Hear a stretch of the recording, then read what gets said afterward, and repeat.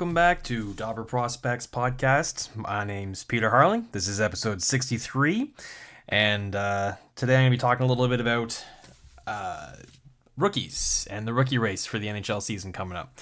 I'm also going to be joined by Dobber Prospects writer Brayden Olafson. He's going to talk to me about the QMJHL and do a little bit of season preview there, like we've been doing with the other two leagues in the CHL, the OHL and the Dub on our last two episodes with Mason Black and Joel Henderson.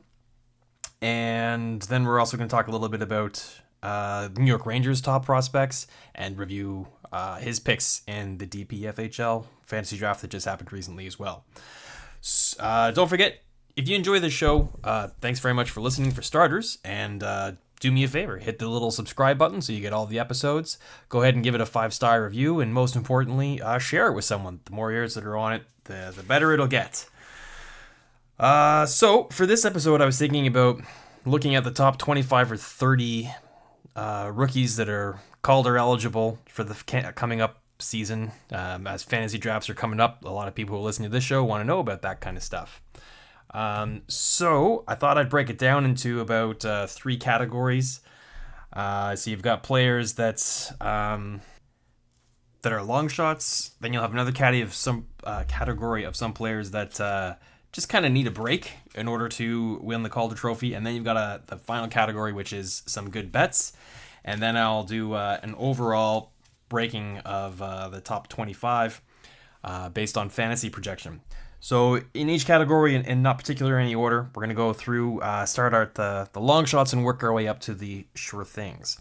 So the first long shot player I want to talk about real quick is Logan Brown, Ottawa Senators prospect. He's a center. He is 38% Fantrax owned. Last year was his first season as a pro. His rookie season in pro hockey. He only played 2 games in the NHL with Ottawa, didn't score any points, but was fantastic in the AHL with Belleville. He had 56 games played, 14 goals, 42 points. He is 21. He's a good skater, and he's 6'6", 220, so he's got some really great size. And looking at his opportunity to make the Sens this year as a center, I think it's pretty good. He's playing behind on the depth chart Colin White, Pajot, Chris Tierney at the center ice position, and he'll be in competition with guys like Josh Norris and Philip Klapik. So I kind of like his odds of making the NHL this year. So long as he's able to play well and make the team at a training camp, I think that there's a job there that's his to lose based on his draft pedigree, his first season last year. And that the Sens' expectations this season should be pretty low, so it's a good opportunity to give him some quality NHL game time as a young man. The next player on the long shot list I would have would be Evan Bouchard, defenseman with the Edmonton Oilers. He is 54% Fantrax owned. He played 7 games in the NHL last year. Out of his draft, he scored 1 goal, no assists for 1 point. Then he was sent back to London, where he blew up. He had 16 goals in 45 games and 37 assists for 53 points in 45 games. Plus, he played for Canada at the World Juniors, and he had another 3 assists in 5 games there. So the 19-year-old's got good size, 6'3", 194. But for him to crack the Oilers roster, this is where that gets difficult for him. The Oilers' blue line consists of Darnell Nurse, Oscar Clefbaum, Adam Larson, Chris Russell, Benning, and he's competing. So he's got a lot of players. There's 1 spot left there on the roster, barring any signings or tradings. And then he's also got some competition just to make that final spot with Caleb Jones, Ethan Bear, Dmitry Samorukov, Joel Persson. So I think what behooves him the most would be playing the most minutes, and that would probably be in his rookie season as a pro in the AHL. So I don't think Bouchard is going to make the Edmonton Oilers this year. Another player on the long shots list to win the Calder Trophy is Alex Nedeljkovic. He's a goalie, and he is with the Carolina Hurricanes. He's 40% owned. The 23-year-old had a fantastic season in the AHL last year, putting up 34 wins in 51 games. Played 1 game in Carolina, and he won it, giving up 2 goals. He will be behind Peter Mrazek, who seems to be the starting goalie in Carolina. So that's not crazy competition. And the other player there that he would be competing with for the backup position would be James Reimer. So I think there's a really strong opportunity that Nedeljkovic could play in the NHL this season, specifically covering injuries. And then, Reimer and Mrazek aren't exactly rocks. They're not super confidence inspiring, and so there's a possibility that Nedeljkovic could seize an opportunity where they play poorly and take over there. All right, so that's kind of it for long shots. Moving into the category of players who would kind of need a bit of a break or a breakout in order to be in serious contention for the Rookie of the Year. Starting in Anaheim, you got Max Comtois, left winger. He's 56% Fantrax owned. So the big, strong winger's 20 years old. He's 6'2", 207 pounds. He had an interesting season last year where he started the season in Anaheim, surprisingly made the team. Played 10 games, had 2 goals and 5 assists for 7 points, which was pretty great. Plus, he had 7 penalty minutes, so all you bangers and mash, keep him grousing. But after that successful start to the season, he was reassigned back to junior, not AHL eligible, where he went to the Q, played for Drummondville, and he had 48 points in 25 games, 31 goals, but only 17 assists. He was also appointed to Canada's World Junior roster, where in 5 games he had 5 goals and 6 assists, or 6 points. 1 assist. So not a real assist machine, which is a little bit concerning, actually. You want to see a nice little balance there. So he was playing, above his skill level as a top player in junior. He won't be a top player in the NHL. He'll be playing below his skill level. So not having that balance of playmaking ability is a bit of a concern for me. So that's why I think he needs a bit of a break. Moving on. Dylan Dubé, Calgary Flames prospect, is 38% owned. He's 21, 5'11", 187.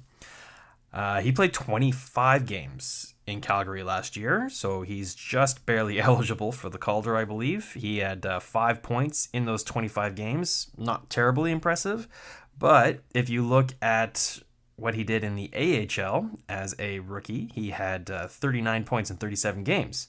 That's just over a point a game for all you math experts out there. 15 goals plus 24 assists. He made the opening roster to start the season and then came back and finished it because he had a concussion, so he kind of lost his roster spot to injury and had to regain his mojo in the AHL, which he certainly did. Looking at his opportunity to make the roster, he's behind... he's a left winger. And if you look at Calgary's wing options, you got some guys who bounce back and forth from either side. But safe to say he's behind Gaudreau, Tkachuk, and Mangiapane. And if he's a left winger, he'll be competing with Milan Lucic now as well. But I feel confident saying that he'll be a full-time NHL player this year. Looking at defensemen, we go to Carolina, and let's talk about Jake Bean. He is 44% Fantrax owned. He's a 21-year-old, 6'1", 186.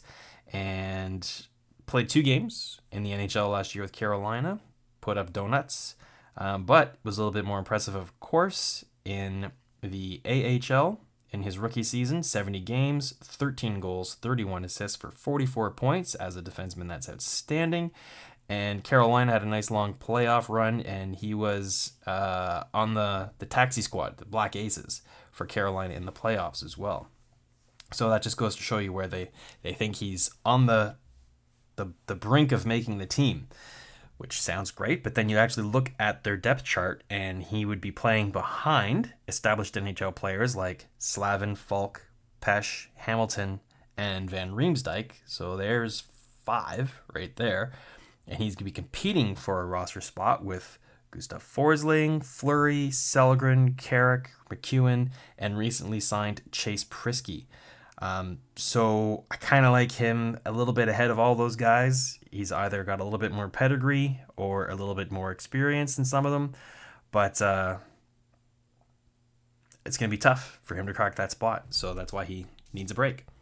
Another defenseman. Let's go to the top free agent player signed out of Europe potentially this offseason, and that would be the Detroit Red Wings' successful signing of Oliver Koski. He is only 17% Fantrax owned, and I talked about him briefly on a recent episode where I drafted him in the 5th round of my fantasy league prospect draft. So he's a 24-year-old. He's got size, 6'3", 190. So he's got some professional experience already coming over from the Liga in Finland, where last year he had 51 points in 59 games, 19 goals and 32 assists. That is outstanding. He's also pretty familiar with North America, having played the 2015-16 season in the Detroit area in the NCAA from Michigan. So shouldn't be too homesick, should be very familiar, and should have a quick adjustment to the culture and all that. Looking at his opportunity on the depth chart, Detroit is not really stacked with defense, but they do have DeKaiser, Green, Namath, Hronik, Daly, Eriksson, all with NHL contracts, and that's a top 6 right there. Plus, in order to crack that roster and knock someone out or be the first guy up when there's an injury, he's competing with Madison Bowie, Dennis Cholowski, and Joe Hicketts. So he's going to have to play really, really, really good. But as a 24-year-old, he's certainly capable. Let's go back to forwards and talk about a couple wingers. Let's do Owen Tippett, right wing, Florida Panthers. One of their top prospects. He's 20. He's 6'1", 216 pounds, and he is 48% Fantrax owned.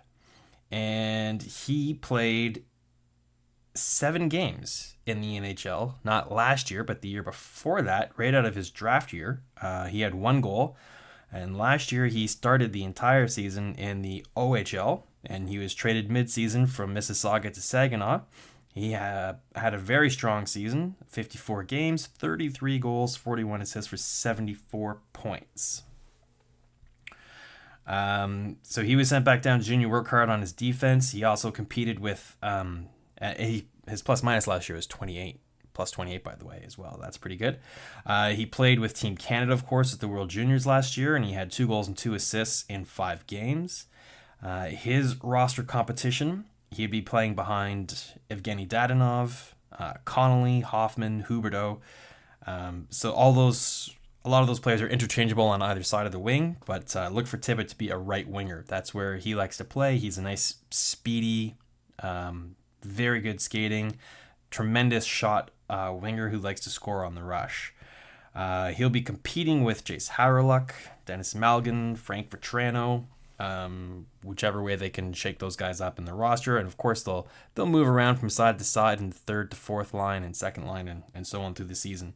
So that's where he needs a bit of a break. He needs to get good minutes and then make something with his time while he's there to hold on to that position. The next player on the list that maybe could have been on the long shot category is Eli Tolvanen, the Nashville Predators winger. He is 52% owned. The 20-year-old, he's only 20. It's 5'10", 191, and he was one of the hottest prospects a few years ago. He was just tremendous playing over in Europe, and then he had a breakout performance there. Followed that up with a really strong showing at the World Championship, playing against pro hockey players.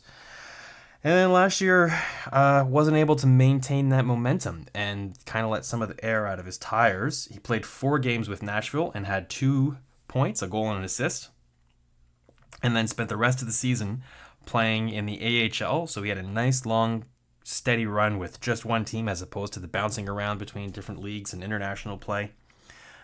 So 58 games with Milwaukee in the AHL. He scored 15 goals and 20 assists for 35 points. Yeah, that's not bad. That's a 20-year-old player playing against men pro hockey in North America. Plus he played for Finland in the World Junior Championship, helped them win a gold by getting 4 assists and no goals in 7 games. So after having a breakout World Junior the year before, he followed that up with a very disappointing 4 points in 7 games. And so his stock has dropped a fair amount from where it was the year before. And his roster competition with the wingers in Nashville, again, some of these guys would be interchangeable from either side. But you've got Granlund, Forsberg, Arvidsson, Smith, and Watson as all players who I would say would be ahead of him on the depth chart.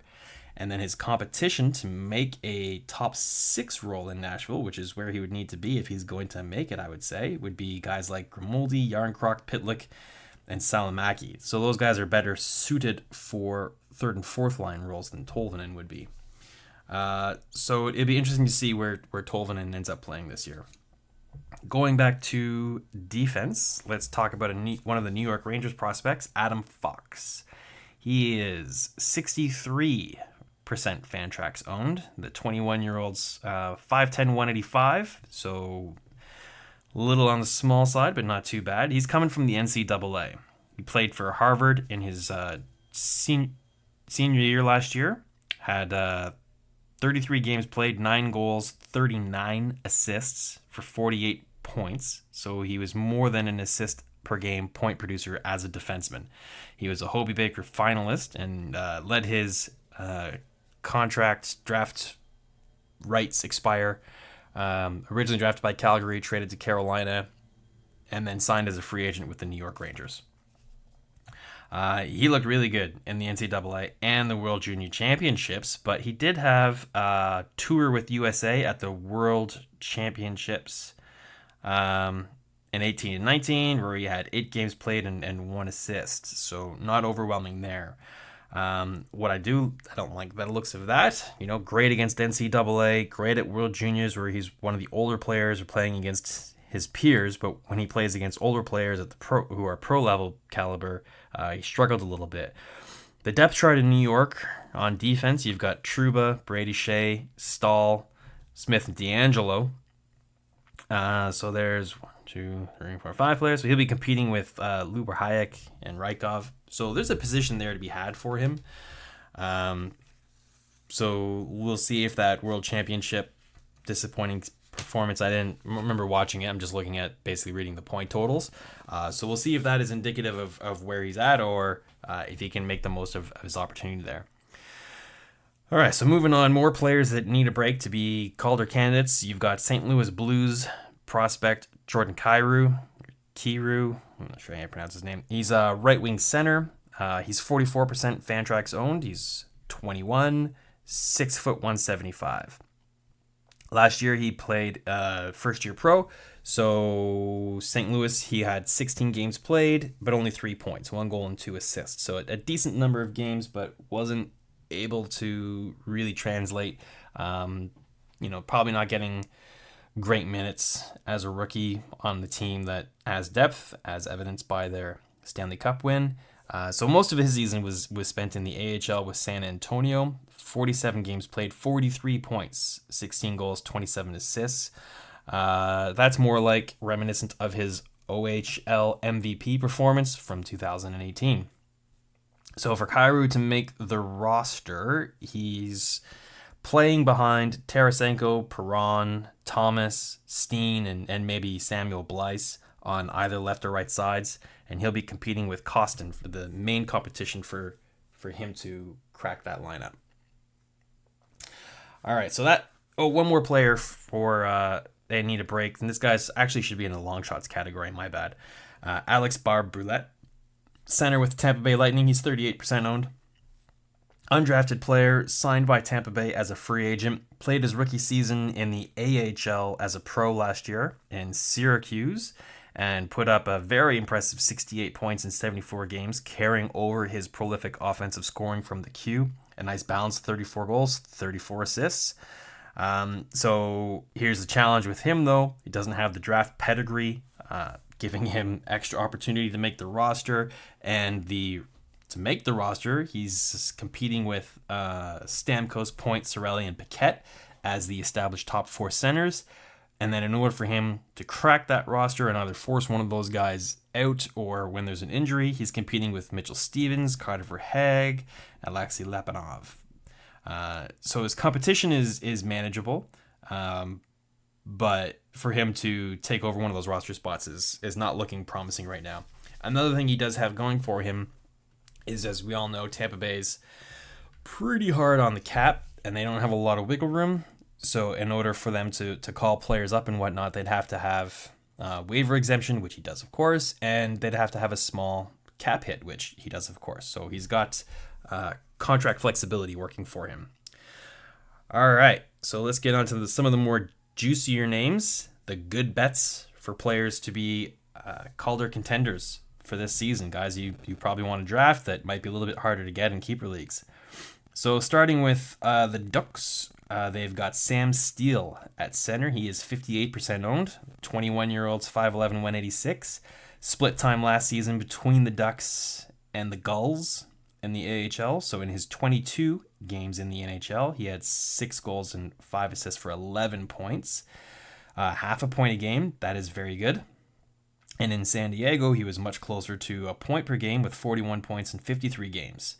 I would say he's got a roster spot. It's his to lose. He's playing behind Getzlaf and competing with Henrique for the second-line center, but he's at least third-line center in Anaheim this season. Other players that would be pushing him for that second or third-line position could be guys like Shore or Grant, and maybe eventually Isaac Lundstrom. Next player that's a good bet to be Calder relevant would be Martin Necas, Carolina Hurricanes center or right wing, depending on who you ask. He's got 47% Fantrax ownership, so he's less than 50% owned. The 20-year-old, 6'2", 189, played 7 games in the NHL with Carolina last year, but only put up 2 points. Disappointing as a pro rookie, right? Not so fast. In the AHL, he had 52 points in 64 games to lead the league in rookie scoring. Plus, Charlotte, the Carolina Hurricanes AHL affiliate, won the Calder Cup championship, and he had a very large contribution to that, posting 13 points in 18 games. So what does his roster competition look like? It's actually pretty difficult. He'll be playing behind Teravainen, Svechnikov, Niederreiter, and Dzingel, of course. If you look at him as a right winger, it's easier for rookies to make the NHL on the wing than it is a center. Assuming Teravainen and Niederreiter are playing on the left side, that makes his competition Svech and Dzingel. So probably third line, and then his competition for the third line or roster spot would be players like Jordan Martinook, Saku Maenalainen, maybe Warren Fogle, Jamie McGinn. So he's got some pretty tough competition. I like Carolina. I think they have a nice, good depth on their roster. So his challenge is his competition. Okay, moving on. Next guy I have on my list is Columbus Blue Jackets winger Alex Texier. He is 69% owned. The Frenchman came over to North America at the end of last season. The 20-year-old is 6'1", 187. He had 2 games in the regular season. He had 1 goal. But where he really stood out was in the playoffs with Columbus, as they played 2 rounds. And he got into 8 games. And he had 2 goals and assists for 3 points. Looked very good playing on Columbus in the playoffs for John Tortorella, no less. Last season, he played the bulk of his season in the Liga, 55 games, had 41 points, played the end of the season in the AHL as well. He had 7 points in 7 games there, and plus he played in the World Championship for France, so he had a very impressive season, and he obviously made a really good impression with Tortorella and the Blue Jackets in his time at the end of the season with them. He'll be playing behind Gustav Nyquist and probably Foligno on the left side, and his competition for a third-line winger will come from guys like possibly Bjorkstrand, Anderson, Bemstrom, Milano. So it remains to be seen if he's able to hold on to a top 9 position in Columbus. Not the only Columbus prospect, though, that might be competing for Calder. They've got Elvis Merzlikins, the goalie. He is 75% owned. He'll be making his North American debut. So the 6'3", 183-pound, 25-year-old Latvian is coming over from the Swiss League. He was 2 years in a row the top goalie there, and he was starring for Latvia at the World Championships. Hard to say. I haven't really seen a lot of him play so far, but outside of World Championships and World Juniors. But Korpisalo would, I think, be the default starting goalie there, perhaps. They'll be definitely in competition for it. And if one of them falters, they'll get push from other prospects that Columbus has in their system, like Veni Vehalainen, who you may know I'm a big fan of. All right, let's move up the list a little bit here.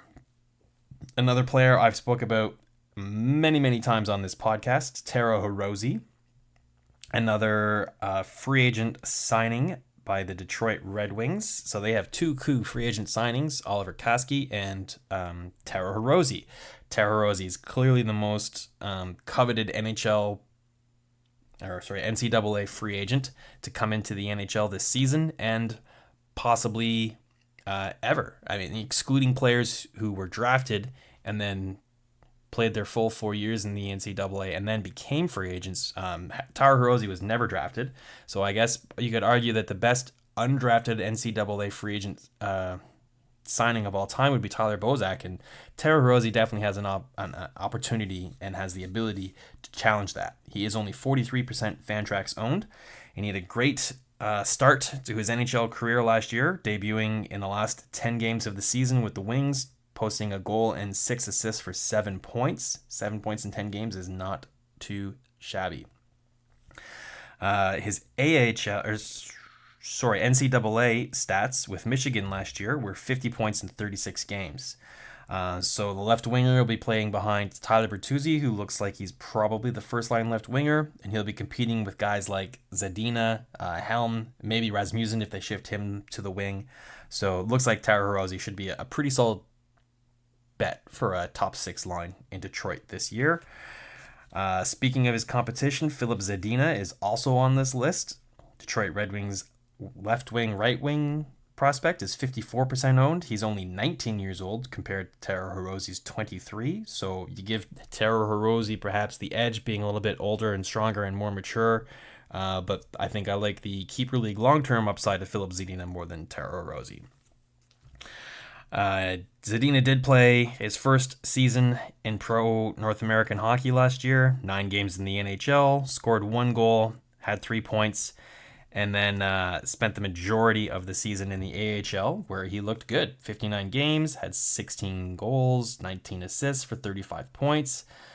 His roster competition is, if you look at him as a right winger, he's definitely behind Mantha and Andreas Athanasiou. He'll be competing with Evgeny Svechnikov, Justin Abelkader, Luke Glendening, players of that ilk. So I'm not sure if this is the year where Zadina makes full-time play on the roster in Detroit. He might get a cup of coffee or have a couple long looks there, but the best is yet to come with him. All right, continuing with good bet players, Ryan Poehling, Montreal Canadiens center. On the Bob McKenzie episode, this was his go-to player for rookies who will have a strong first season and be Calder contender. He's only 49% owned, so just under that 50% mark. 20-year-old, 6'2", 183, had a very memorable NHL debut at the end of last season with Montreal, where his one game, he had a hat trick, and I'm pretty sure he scored the shootout winner too. Very, very impressive game. He also was a star with the USA World Junior Championship team, where he had 8 points, 5 goals, and 3 assists in 7 games with USA. But his NCAA stats were actually, they're pretty good too. But he only had 8 goals, 23 assists, so 31 points in 36 games. So the challenge with him as a center is going to be to crack the Canadiens roster. I think I like Domi, Kotkaniemi, and Philip Deneau as the top 3. Do you really want to put a 20-year-old rookie as your 4th line center in the NHL? Maybe, maybe not. But his competition for that job would be Pekka, Suzuki, Cousins, Thompson. So to be sure, Ryan Poehling will get some time in the NHL this year. It's just a question of how many games and if he's able to stick on a roster spot, can he maintain that prolific scoring pace? I don't mean 3 goals a game, but would it be possible for him to put up 40 points? Maybe. Next player on the list, Vitaly Kravtsov, going to the New York Rangers again. He's a right winger, just under 50% owned Fantrax at 48. The 19-year-old is rewarding the Rangers for rolling the dice on the Russian, and they drafted him, some people thought, a little early. thinking perhaps that he might be a while before he leaves Russia to come to the NHL. But here he is, the 19-year-old, 6'3", 181, nice size there. 50 games in the KHL last year. He had 8 goals and 21 points. Plus, played for Russia at the World Juniors, where he had 6 points in 7 games there. Right wing. He's definitely behind Bushnevich and probably behind Capocacco. The other competition he'll have for a roster spot would come from Fast and Laterry. So it's very probable that he's going to play prominent minutes for the Rangers this season. I really like his potential there. So let's talk about another defenseman. Ottawa Senators acquired Eric Brandstrom in the Stone trade with Vegas last year. He's got a 75% Fantrax ownership. 20-year-old defenseman made his first season in the AHL last year. He also had a 2-game look with the Senators near the end of the year. Didn't put up any points in those 2 games, but in the AHL, he had 50 games played, 32 points. That's very impressive. I'm fairly certain that he is going to be playing in Ottawa this season. The depth chart in Ottawa is not too challenging. He's got Shabbat and Zaitsev, I think, are locked on the top pairing there. And now his competition to make the roster on the other 4 spots comes from Wolanin, DeMello, Barvietsky, Hainsey. You see what I'm saying? So I really like Brandstrom to get a bit trial by fire in the NHL, playing on a poor team with the Sens next year. Talking about a player who's got the exact opposite problem, and coming from his former team, Cody Glass, center with the Vegas Golden Knights. He is 52% Fantrax owned. He's 20 years old, 6'2", 176, highly drafted prospect, first player drafted by the Vegas Golden Knights. He played in Portland last year in the WHL, and he put up a whopping 69 points in 38 games, 15 goals, 54 assists. And then he played for Canada at the World Juniors, where he had another 6 points in 5 games for them. And then he finished the season in the AHL with Chicago, where he had 5 points, 3 goals, and 2 assists in 6 games. And then he had another 22 games played in the playoffs, where he put up 7 goals and 15 points in the playoffs. So he has proven to be able to score at any level and looks NHL ready. The challenge, though, is he plays for a good team, and he's got to compete with Carlson, Stastny, and Eakin, who's their top 3 centers in Las Vegas. And then his competition after that, though, gets a little bit softer. Nick Roy, and then Lecision. So is a very strong chance that he'll be playing 3rd or 4th line center with Vegas this year. And now, moving on to the locks. So these are guys who I think should be locks to have strong roster positions, playing for teams that are going to put them in a position to put up a lot of points. And surprisingly, there's a lot of defense on this list. Starting with Cale Makar, Colorado Avalanche, right shot defenseman. He is 98% Fantrax owned, so almost positive that he's got in your league, but he's got to make my list. 20-year-old, made his NHL debut last year at the end of the season in the playoffs, where he put up 6 points in 10 games and just dominated the NCAA last year. 49 points in 41 games as a defenseman, and he looked equally competent playing at the NHL level in the playoffs. His depth chart options are not very intimidating. You've got Johnson on the right side. He's a right shot defenseman. That's the only player who's ahead of him on the depth chart. Left shot defenseman, you've got Zadorov and Girardi. So Cale Makar could arguably be the number 1 defenseman for the Colorado Avalanche this year. Another defenseman making my list, who's only 45% Fantrax owned, this is shockingly low, is Dante Fabro, right shot defenseman with Nashville Predators. 21-year-old, is 6 feet, 189. Let's see, he had 1 point in his 4-game NHL debut last year with Nashville, but he played the season in BU. his senior year, I believe, and he put up 33 points in 38 games. He also played for Canada at the World Junior Championships, where he put up 3 points in 9 games. And the fact that Nashville moved out Subban, I think was 2 reasons. One, they were able to free up that contract space and cap space, I mean.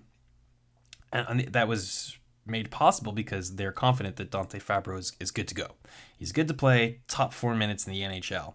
So the right shot defenseman is behind Ryan Ellis on the right side, and on the left side you've got Roman Josi and Ekholm, and then the competition is Hamhuis and Santini. So I really like him to have a lock on a roster spot in Nashville, and the only right shot defenseman that's ahead of him is Ryan Ellis, so plenty of opportunity for him on first or second unit power play opportunities in Nashville. Of course, we got to talk about Jack Hughes. First overall pick from this past draft in Vancouver. He's also 98% owned. I don't know what 2% of the leagues wouldn't have him in it, but he only put up 160 points in 74 games in his draft year playing for the USA development team. He is 5'10", 171, and was drafted by New Jersey. So he'll be playing behind Nico Hischier for this season. I suspect that he will take over the number 1 position as soon as later on this season, but potentially next year. The other roster competition he would have to get into the second spot would be Travis Zajac. Other roster competitions would be Pavel Zacha and Ryan McLeod, so not real strong competition for Jack Hughes there. So he's looking at a very likely second line center, but potentially first line center by the end of the season.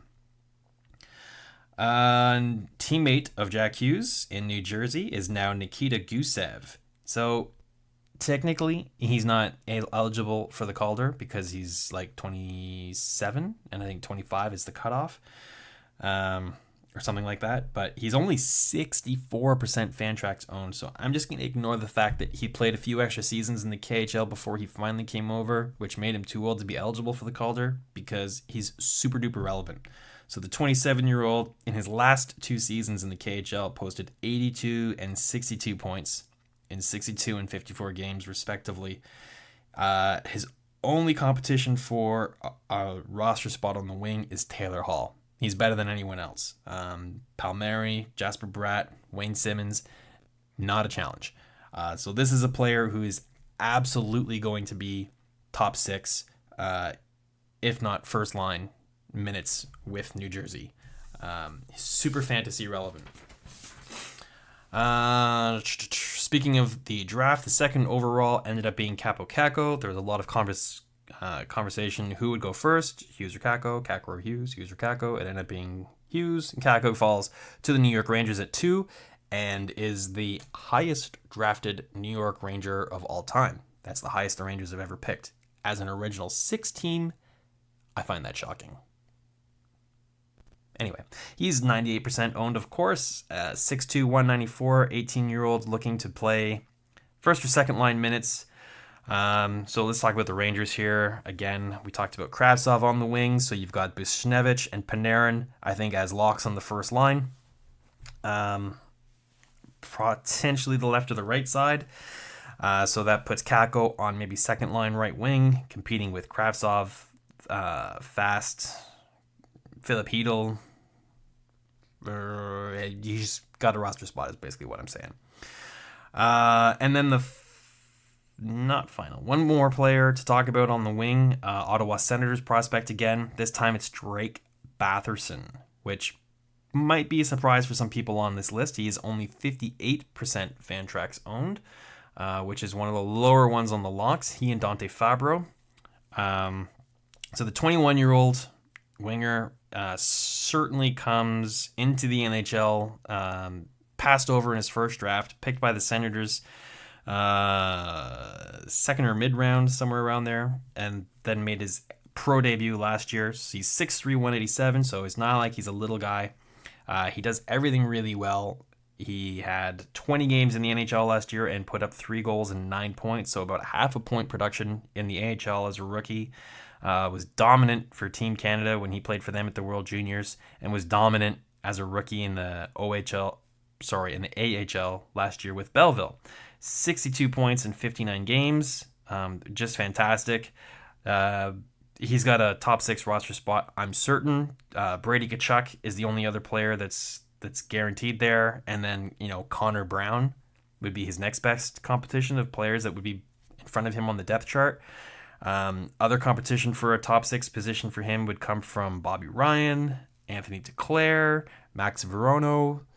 So you see what I'm saying. Not a lot of competition for roster spots in Ottawa, so the top prospects should have good seasons. One last player to talk about, going back to the blue line, Quinn Hughes, defenseman with the Vancouver Canucks. A lot of buzz about him. He played 5 games in the NHL last year at the end of the season with the Canucks and put up 3 points.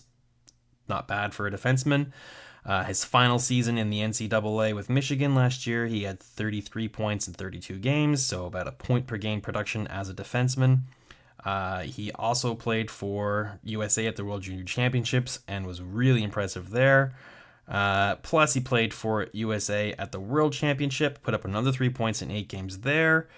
Roster competition for him is a little bit tougher than it is in Ottawa, but it's not bad. Alex Edler, they added Tyler Myers. You got Tanev as 3 players I would say would be ahead of him for regular minutes in Vancouver.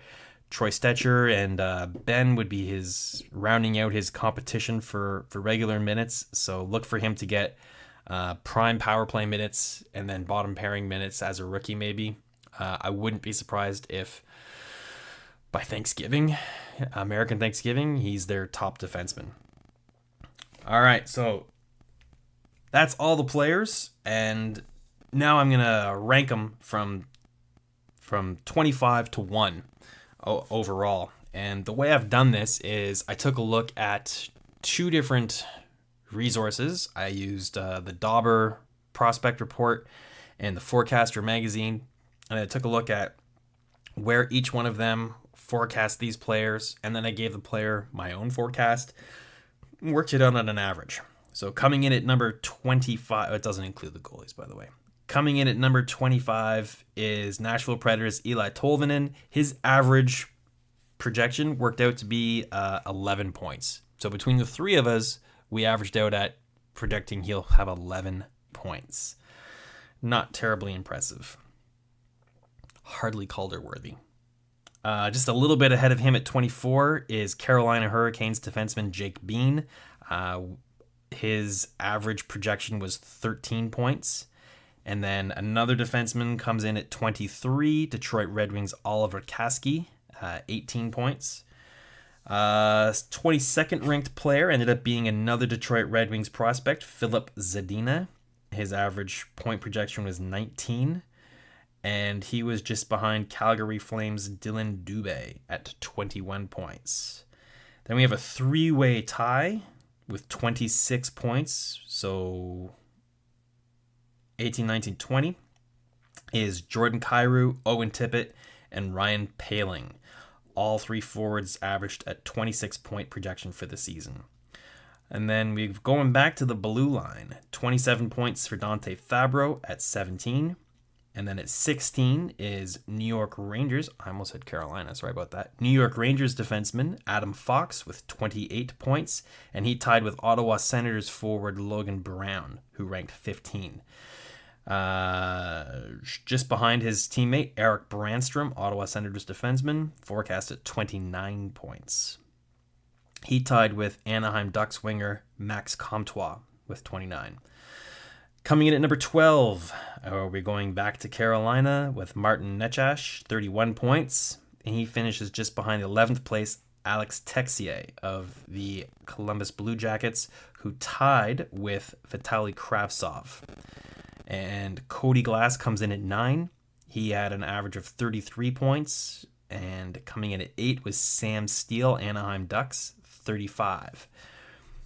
Number 7, Detroit Red Wings coveted free agent from NCAA, Taro Hirose, with a 40-point average. Number 6, I ranked him a little bit higher than some of the other publications, I believe, but I had Drake Batherson, and he averaged out at 44 points at 6. And still have 2 defensemen to go. Number 5, so 2 defensemen in the top 5 for the Calder race this year is pretty impressive. Number 5, Quinn Hughes, 47 points. And number 4, Cale Makar, 49 points, tied with Capo Caco, second overall draft pick from this past draft with the New York Rangers. He finished 3rd. First overall pick, Jack Hughes edged him out, surprisingly, a little bit to me. So Hughes had 52 points. And then the number 1 ranked is a guy that's not even eligible for the Calder, and that's Nikita Gusev. But just to illustrate that, he has 64, so he is way out ahead of all the other Calder candidates on this list.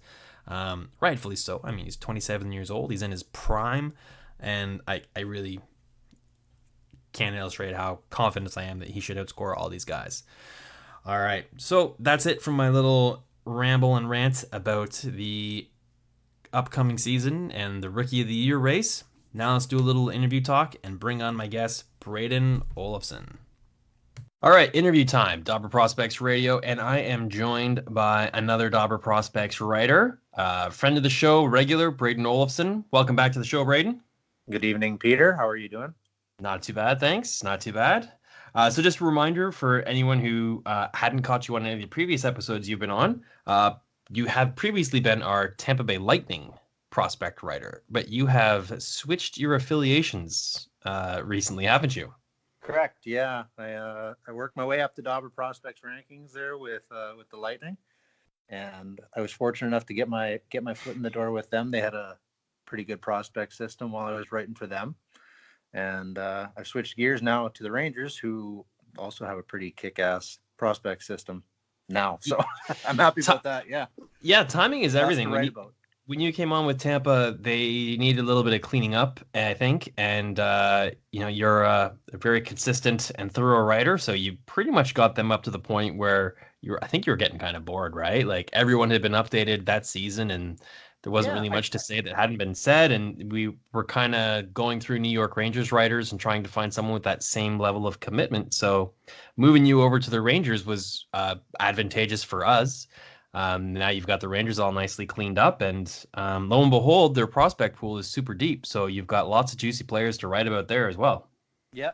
In Tampa, it was I kind of felt like I had got to the point where I was familiar with a good chunk of their pipeline, and had a good grip of what was going on there. And I was fairly interested in the Rangers system at the time. My wife kind of got me on that kick, and it stuck so far. So far so good there, and they're keeping me entertained. That's for sure. A nice assist to the wife there. Gotta Absolutely. like the shout out there. Yeah, she'll appreciate it. Did she help you with your DPFHL draft preparation as well? I sat in the coffee shop for the draft there while I waited for her to finish up work across the street. But I don't know if she'd be too familiar with any of my picks for that one. But okay. I can't remember. Did I get any Rangers? If not, she won't be too impressed with it. No. Fair enough. Well, let's talk about the draft. I had Joel on. I had Mason on interviews today, and those will either be on one big long episode or we'll split this up into separate episodes. Either way. So we kind of covered off how their draft went. And in case you missed any of those interviews, I'll just give the listener a little bit of context for the league settings.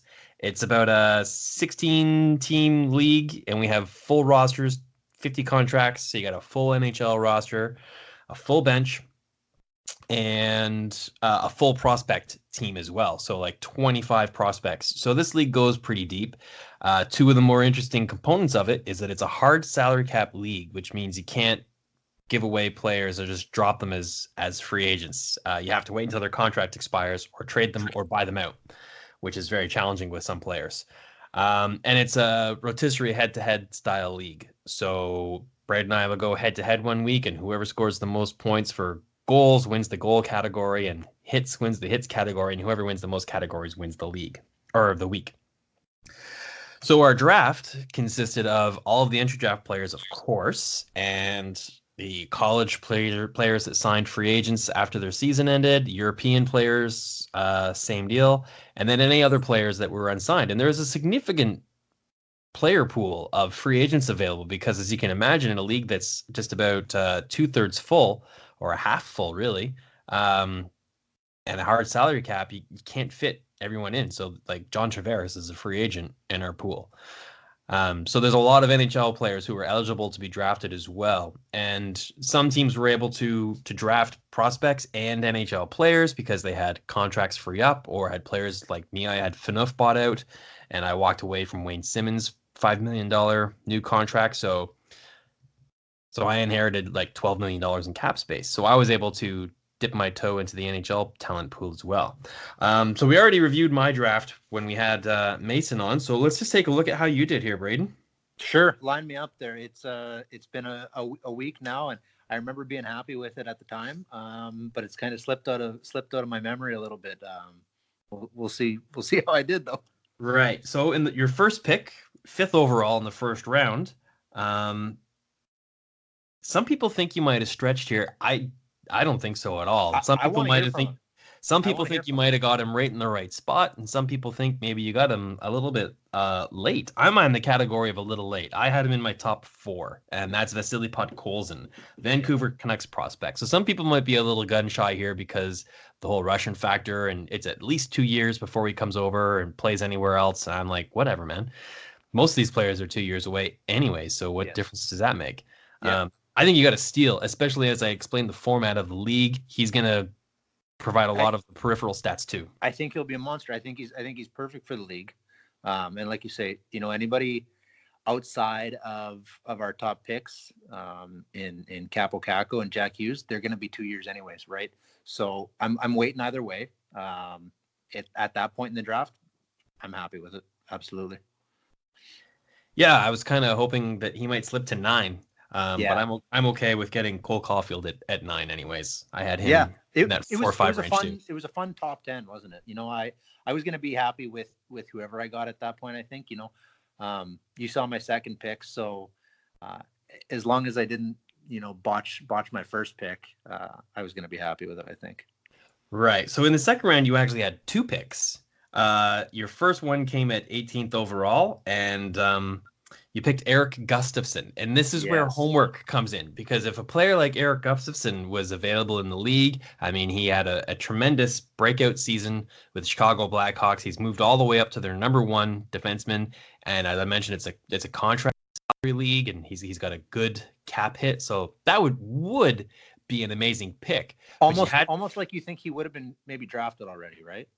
Well, like I said, a lot of NHL players were available in the player pool. So I don't see why you wouldn't think twice about it. But you got to do a little more research because there's more than one Erik Gustafsson. It seemed logical, I thought. So we use Fantrax for our league management, and we use their draft room, and they have this nice little handy flag system. For different colored flags for different color contract statuses, red for injured, green for the minors, and then blue for free agent. And he had a blue flag, which should have been a red flag for you, my friend. It was a red flag. Well, it didn't kick in right away, but it kicked in eventually. It took Yoki was on the chat there with us, and he's pretty familiar with the guys overseas there. Gustafsson being a Scandinavian prospect who's actually playing in the SHL. So that was a bit of a woof there. Yeah. That's all right. These things happen. At least you weren't auto drafted. That would have been the worst. You're not stuck with a $9 million contract. Yeah, it could have been worse. He was a cheapy entry level, whatever we have our settings set to. I think it's $750K there. So yeah. Hey, you could bury him in the minors because he's not an NHL player. I dropped him. There you go. There was plenty of guys to pick up after the draft. So yeah.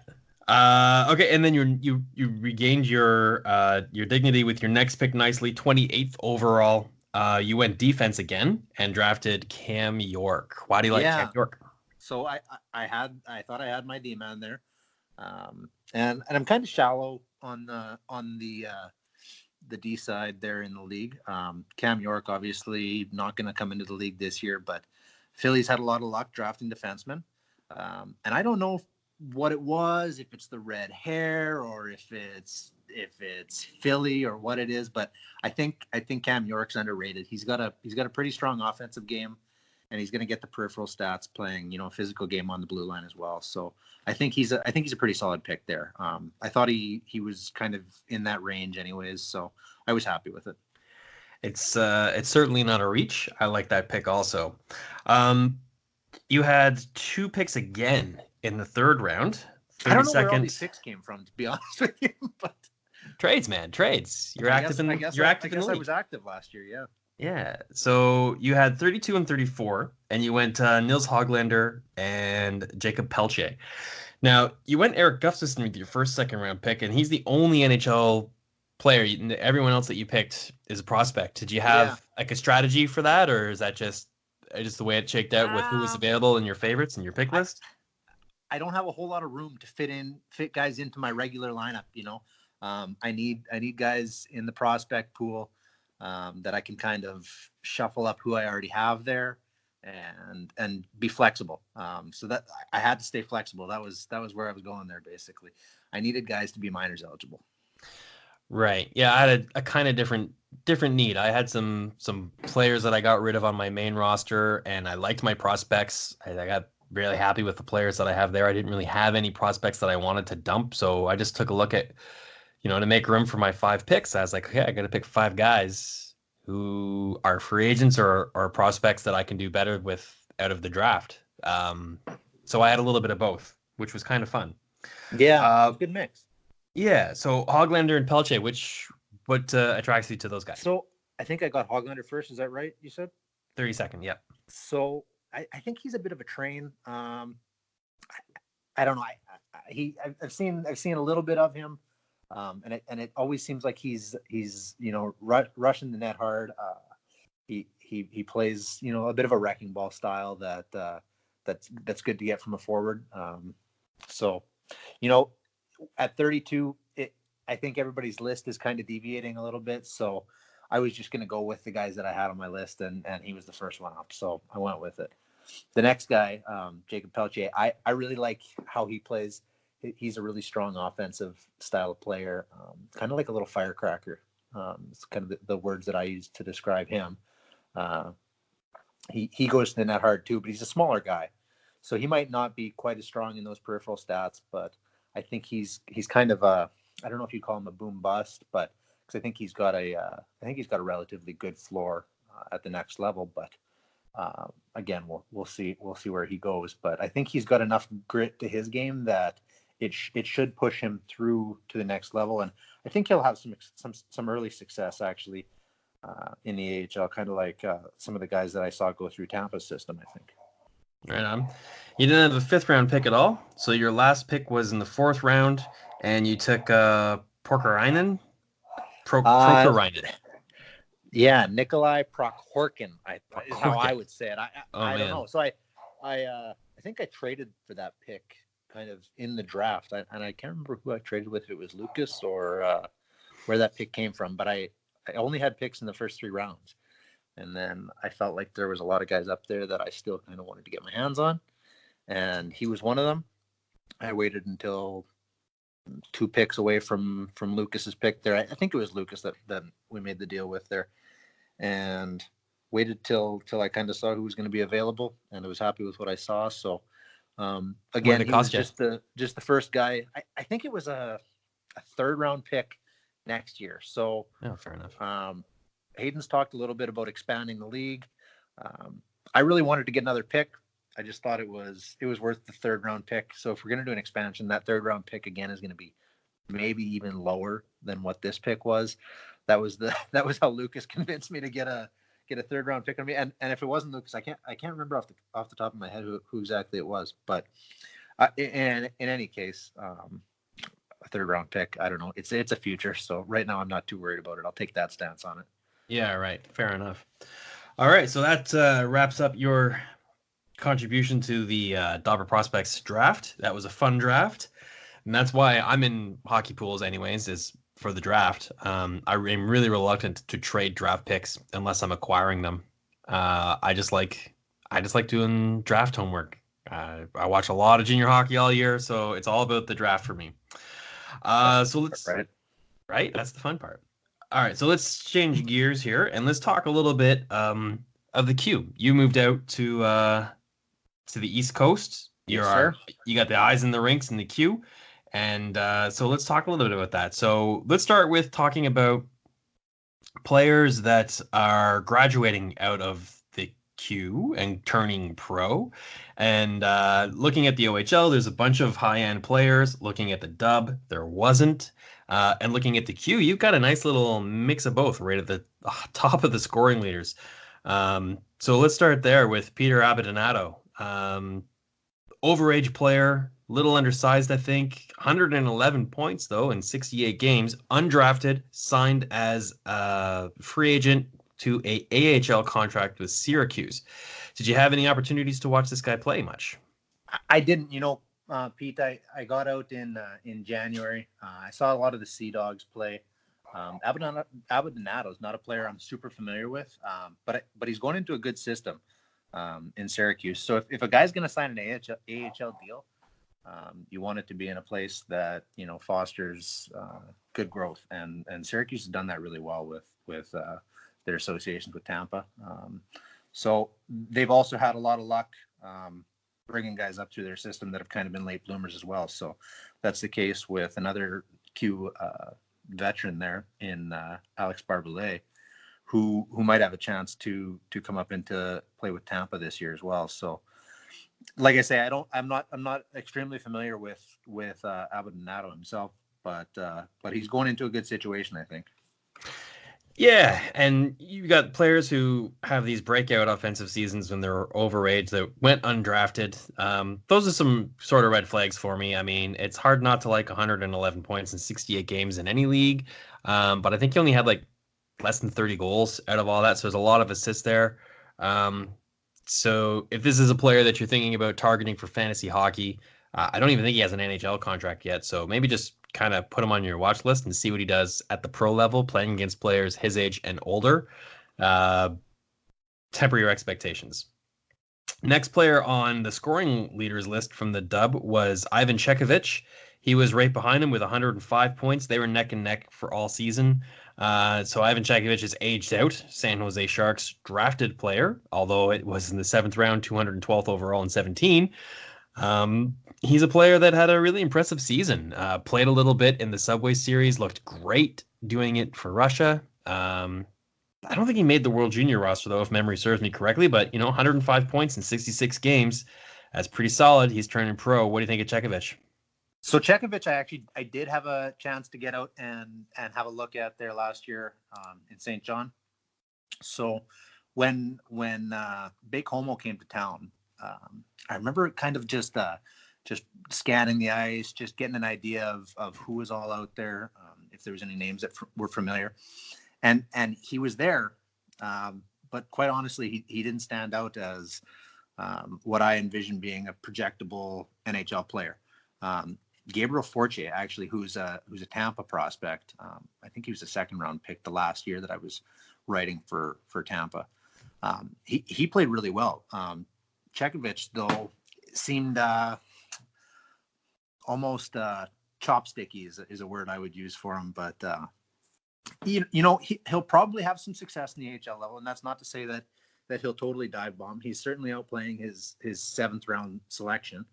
But like you say, he was a 20-year-old playing in a junior league, and 100 points. How many times have we seen 20-year-olds score 100 points or 19-year-olds score near 100 points and just never take the next step? So 43 goals is great, but like I say, we've seen guys do that before, and it still takes them time, or they don't pan out at all.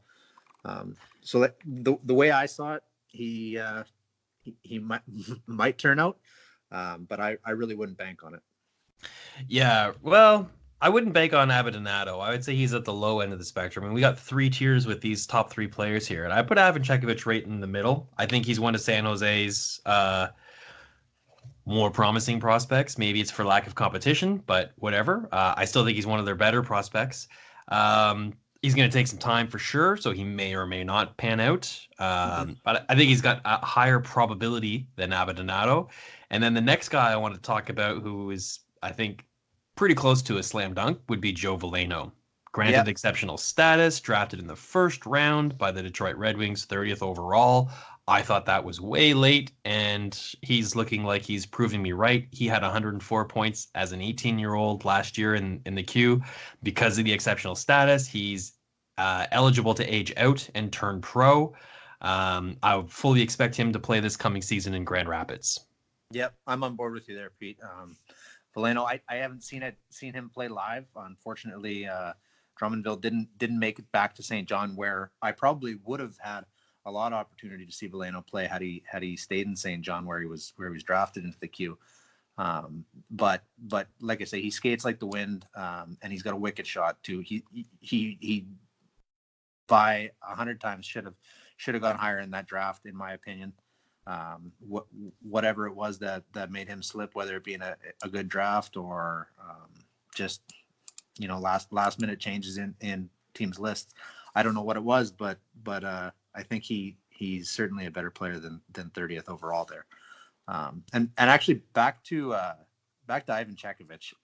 Something I didn't actually notice before was that he played a handful of games in the AHL last year. Actually, at the end of the year, he got on with the Barracuda in the AHL, excuse me, and had near a point a game actually in the AHL. So again, I could be wrong there, but he's already shown to have some success at that level, and he's going to get the opportunity, like you say, Pete. He's gonna play higher in their depth chart, and he could get a shot and could prove me wrong for sure.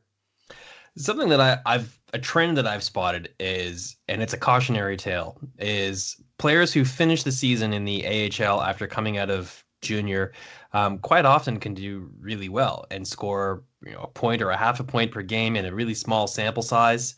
And I don't know what all the reasons are. Maybe the team they're playing for, they're going up against non-playoff teams, so the level of intensity might not be super high. Who knows? Mm-hmm. Whatever the reasons are. Yep. And then you see this and you're like, shut the front door. This guy's amazing. He's going to score a Step point a right game into it. in the AHL. That means he'll be at least a 40-point player in the NHL, and then he ends up scoring 20 points all season in the AHL, playing a full season. Right. Maybe it's because of deployment. They're giving him primetime minutes at the end of the season when their season is no longer in question. They're like a non-playoff team. So, hey, let's bring these kids up and give them all the minutes they can handle, and they play really well. But then when the next season and the clock resets comes around, you're like, okay, veterans, back to it. Back to you. Yep, back to the grind. Yeah. Right. No, I think I should stick to my guns with Chekovich. I think he'll be he could have a ceiling of 45, 50 points maybe, but more than likely, I think he's going to play his first 4 years, 3-4 years in the AHL, unless he really has a breakout campaign. But still, I don't see him scoring much more than 35, 40 points in the NHL. All right. So let's change gears one more time here, and let's keep it in the queue, but let's talk about some of the players that would be potentially coming up for the 2020 entry draft. And I think the Q is going to have a good season there. We go all the way right to the very, very top, and looking at like the probable at this point first overall pick, Alexis Lafreniere from Rimouski, didn't play in the Hlinka tournament this past summer, just a couple weeks ago, because he played in it the year before. So I didn't get a chance to watch him there, but saw him the year before and caught him in a few games last season. Lot to like about this kid. What stands out to you? Just about everything, I think, across the board. Put up over 100 points as a 16, 17-year-old there last year. And he's got a full tool belt on his side. I'm going to get out and try to see him every opportunity I can this year. There's not going to be a whole lot. St. John plays in a different division, kind of in the queue, the way the queue's set up, than Rimouski. But if I have to, I might even make the road trip out to Rimouski. It's probably the closest Quebec team that we have here. So just everything across the board: skating, his shot, his vision, and the way he sets up plays in the offensive zone. There really isn't a whole lot to nitpick out of his game, I don't think. So He's basically a home run already. I think you can pen him in. I'll play devil's advocate. He's a left winger. So if he has a good but not great season, and then someone else who's a center comes along and has a great season, do you think there's a possibility that positional bias could usurp him as the number one pick? I'm biting my nails here, but I really don't think so. It would have to be on par with players that we've seen go first overall in the last couple seasons. I really think Lafreniere's put up enough proof in his 16 and 17-year-old years and in international competition, really driving the play physically and offensively. I think he has a full tool belt, and I think teams have probably seen enough from him already to really have a concrete idea what they're getting in that kind of player.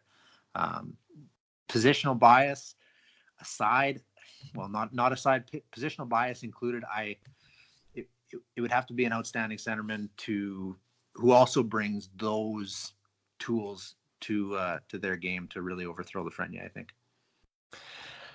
Yeah, I think I kind of agree. I mean, Quinton Byfield's a center who could do it, but right now, I mean, anything can happen, right? Like a guy who's not even in the first round right now could have such an incredible season that he moves all the way to number one. Yep, we've seen it in the past, yeah. Sure, so that could happen, but and don't get me wrong, I like Byfield too. Obviously, he's got I think he's got a similar tool belt to Lafreniere. I don't know for sure that he has the same poise and vision. He's certainly got the physicality and the determination, I think, to have a high compete level and succeed at the NHL level. I think Lafreniere just has a sixth sense, almost, so to speak, that is a half tier above Byfield. So another center who could even come out of the queue and challenge him would be Hendrix Laperriere. He had a really great Hlinka tournament, 11 points in 5 games. He's a Chicoutimi center. Have you had a chance to watch this kid play? What do you like about him? Actually, in St. John, yeah, last year Chicoutimi. Since I moved to St. John, Chicoutimi came twice, I believe.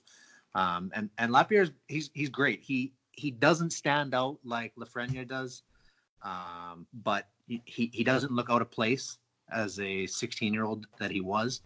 17-year-old this year. Actually, last year while I was watching, he probably would have been 17 already. But he's got the size. I don't think he's huge, but he, like I said, he doesn't look out of place. He plays at the same pace as the 18 and 19-year-olds that he's playing with. So I think he's probably a good mid to late first round kind of talent. He could be that middle six type of forward, and should probably transition eventually to the NHL. I think he's probably got the tools. He's not going to blow you away right away, but I think he plays at the right pace to make a jump eventually. Yeah.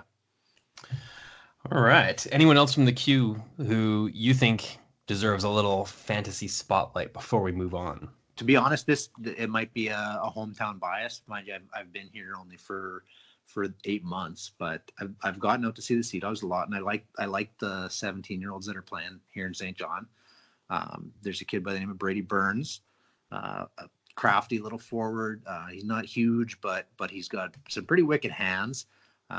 He doesn't get a whole ton of ice time for whatever reason. St. John didn't have a great team last year, but he's got a lot of offensive talent, and I think we'll see a pretty half decent uptick in his points this year, and he could climb up the draft charts as well. So I think in some lists that I've seen, scouts have him going kind of in the 3rd, 4th round range, which at this point, he could just as easily drop right off the board. But I think we'll probably see the opposite. I think he'll maintain his kind of 3rd round status.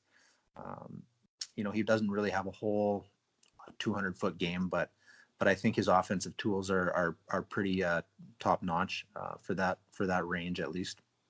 Another kid by the name of Josh Lawrence, who does play more of a 200-foot game.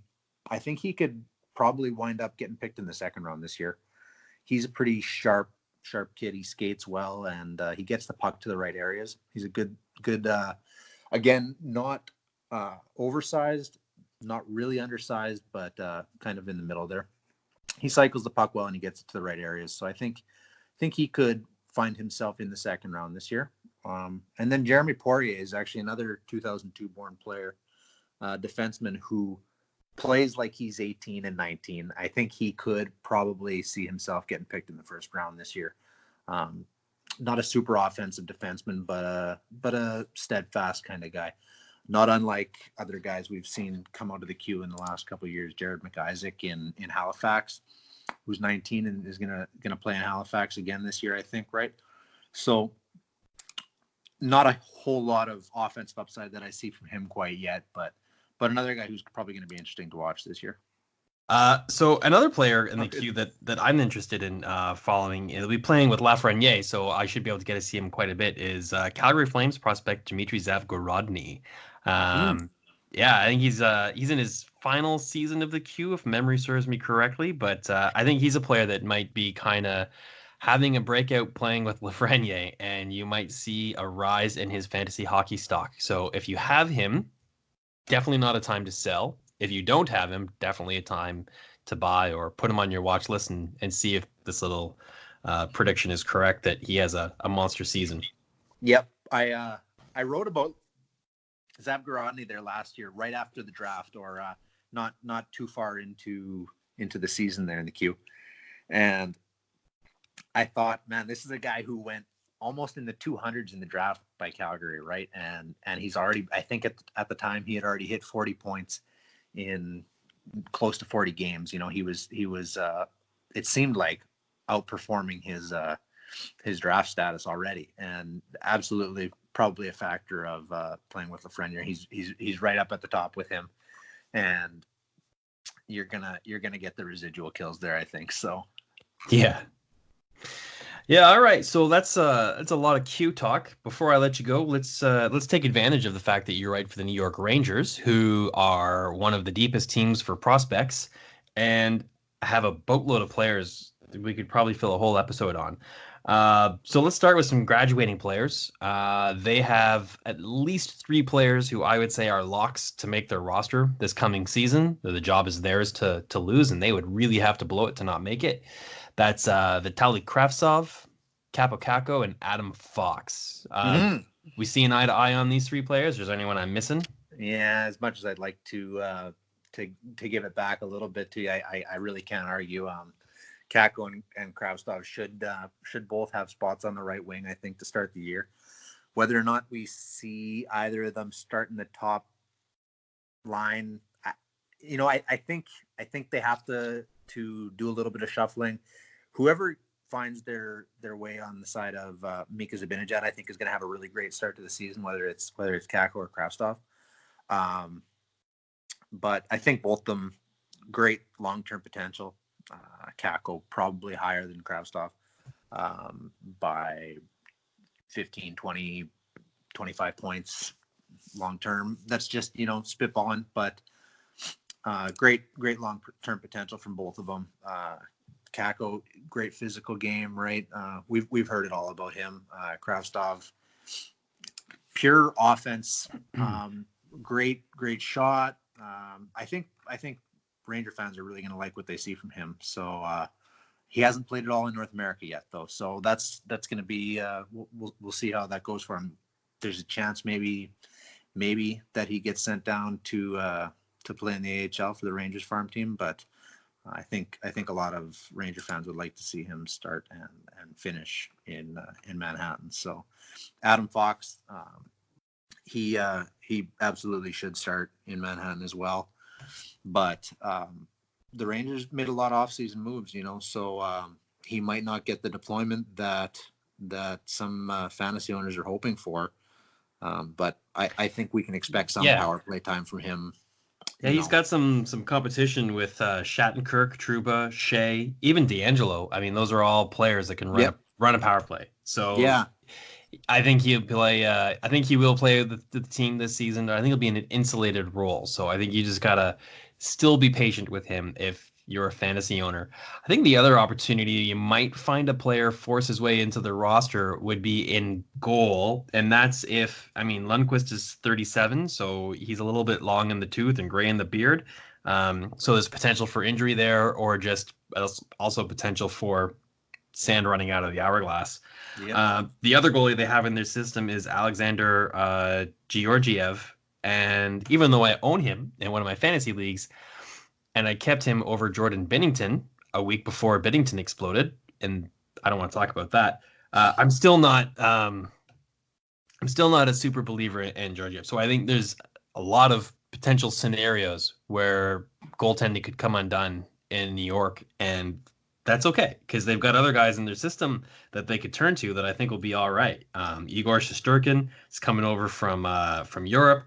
Olaf Lindblom, who also is a top prospect goaltender that they have, and Adam Huska, who's coming out of college and turned pro.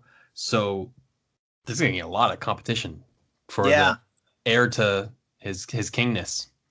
So I gotta let you know here, Pete. My wife's giving you an extremely dirty look from around the corner, talking crap about the Rangers goaltending. But not that you're talking crap, Lundqvist in particular. But I think she'll get over it once she sees what the Rangers got coming up the pipe, I think. Yeah. Also, I don't think Fox is going to have to worry too much about Shattenkirk. He's in Tampa now, so nothing to worry about there. Right. In the goaltending pipeline, though, Shesterkin is going to come over from Russia, where he's been outstanding for the last 4 or 5 years playing for SKA. So they've got as stud of a stud as you can get in a goaltending prospect there. I think he's when I watch Shesterkin, I think of, he's a hybrid of an athletic type to a technical type. He's got a lot of tools, and I played net in minor hockey, and I just think he's got just about everything that you can expect from or for an NHL level goalie. I'm excited to see what he's got playing in North America. I think he's going to start in the AHL, though. Unfortunately, for Ranger fans, they might have to pick up and watch some Wolfpack games. Lundqvist is still going to hold on to that crease for as long as he humanly possibly can. And I think we'll probably see Georgiev backing him up for a good chunk of the season. That's not to say Shesterkin maybe won't get a call up throughout the year. I think they'd be wise to give him an opportunity at least and see what they can put him up against. I think he'll have all the success in the world in the AHL. But we've seen different things happen there again too. So we'll see what happens. But I think he's got all the tools to certainly take over that crease in the next 2 years, I would say. Past that, Olaf Lindblom, is going to still stay over in Sweden this year, I believe. I'm not sure if he's playing in the Allsvenskan or if he's moving up to the Swedish Hockey League this year. But either way, that's the best place for him. The Rangers got a logjam in their crease in the minors, and they really don't have any room for him right now. So where he is where he'll stay, and he should probably have a lot of success there. And we'll see what happens. Yeah, I think there's a tremendous amount of competition on a very young Rangers team, and it's competition for roster spots anywhere on the roster, and then there's going to be some jockeying for a position in there as well. So looking at the forward ranks, you've got a number of players who are under 25 years old, like Bushnevich, Brett Howden, Kravtsov, Brendan Lemieux, Elias Anderson, Philip Hedl. This is going to be a really, really young and I think exciting team to watch, because when they're clicking and they're doing well, they should be very entertaining and offensive. And because they're so young, there's going to be some nights where it's really ugly. Yeah, it's inevitable. Unfortunately, they look like they have all the potential in the world, but we're still going to crap the bed every once in a while, I think. So it is what it is. But I think we'll see a lot of good and we'll see some bad with it. But like you say, it's funny. It's funny how much perspective changes over the course of a year. I remember when I started writing with the Rangers, probably a little over a year ago. It's just funny, the players who were considered the top tier of their pipeline at that time and where they are now and the kind of the competition that they have internally right now. Keandre Miller, Matthew Robertson on the left side defense have kind of hopped in with the group of Igor Rykov, Libor Hayek, Sean Day's in there if you really want to still consider him much of a prospect.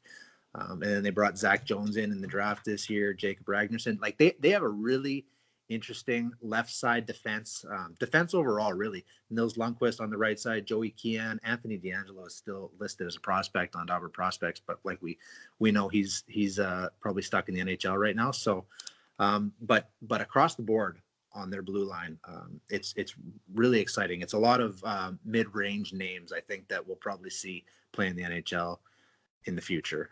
So I'm excited to see their blue line, how that turns out for sure. Yeah, I've been doing top 10 prospect rankings for each team for a number of years now for my NHL trade rumors, and the Rangers have long been a team that it was a struggle to come up with 10 players that were worth talking about, quite frankly. And if I'm a Rangers fan, I don't think I've ever been more excited to be a Rangers fan, because it's kind of like what's going on with the Leafs. So they're the high-end salary teams that traditionally and historically have always just bought their players, just overspent on players to get talent and free agents and whatnot. And that just doesn't fly in the NHL anymore. You can't be successful with that model. You have to do it through drafting and developing. And the Leafs are doing it really well. They were terrible for a number of years, and they paid their dues for it. And now they've got tremendous young talent. But the Rangers, man, they won up the Leafs. They didn't have to stink for a decade. No. They turned this around overnight. And I think this is a formula that if you're a fantasy hockey team, even if you inherit a crappy team from a league and you just sign in and you're like, yeah, I'll take over your worst team, I just want to play fantasy hockey, you don't have to do the whole 5-year rebuild thing, scorched earth and build it from nothing up. Yep. Look at what the Rangers have done and how they've done it, and just avoiding bad contracts, good cap management, trading for picks, trading for prospects. And before you know it, you got a full cupboard of prospects, and a year or two later, they're all developing, and you're laughing. And I just hope the Rangers are one step ahead of the Leafs. I'm a Leafs fan myself, but I hope the Rangers manage their system a little better than the Leafs have so far. We're seeing kind of the trouble they're ended up in now. But I think the Rangers are in a position where they're going to develop these prospects kind of at the right rate, where they're going to be able to move players around and kind of find some trade chips, in their roster and in their pipeline, and move them out before they end up in the crappy situation that the Leafs are in right now, cap wise. The Rangers, are tight against the cap right now as it is with Panarin and Zibanejad and some of the big contracts they still have left. But they're going to find their way out of those contracts probably before guys like Matthew Robertson, and I would expect actually Keandre Miller to be in the Rangers lineup next year, if not the year after for sure. But they seem like they're on the right path to not end up in that situation that we see the Leafs in right now. Yeah. Their GM Jeff Gorton has done a tremendous job. And he definitely deserves a high five. I would say so. Yeah. All right, man. That's about all the time I think I want to steal from you. Thank you so much for being so generous with your time and coming on the podcast, man. So if people are listening, want to see where they can find you on Twitter, what's your Twitter handle? It is Olaf, OLAF 1393. So that's me on Twitter. That is a very memorable Twitter handle there, bud. Like Olaf Lindblom. There you go. Lindblom. There you go. And of course, you can find your writings, Dobber Prospects, covering the New York Rangers for us, and you do the journey for Dobber Hockey as well as a tremendous article that you just did a little while ago, a couple days ago, I should say, and it is a league preview for the CHL and talking about the top teams. So if you enjoyed listening to this episode and the other ones with the Dobber Prospects where we talk about each league, be sure to check that out. It's totally awesome. Anywhere else we can catch your writings or anything like that? Just on Dobber. Right on, man. Yeah. Well, I don't know if I'll see you in the rink because you're way out east and I'm in Ontario, so that's unlikely. We'll see. If I make a roadie back home, maybe at the draft. I'll meet you in the middle of the draft. Sure. Yeah. Works Yeah, for there me. you Montreal, go. right? Yeah, man. All right. We'll see you there. Thanks for your time, Brayden. All right. Thanks, Pete.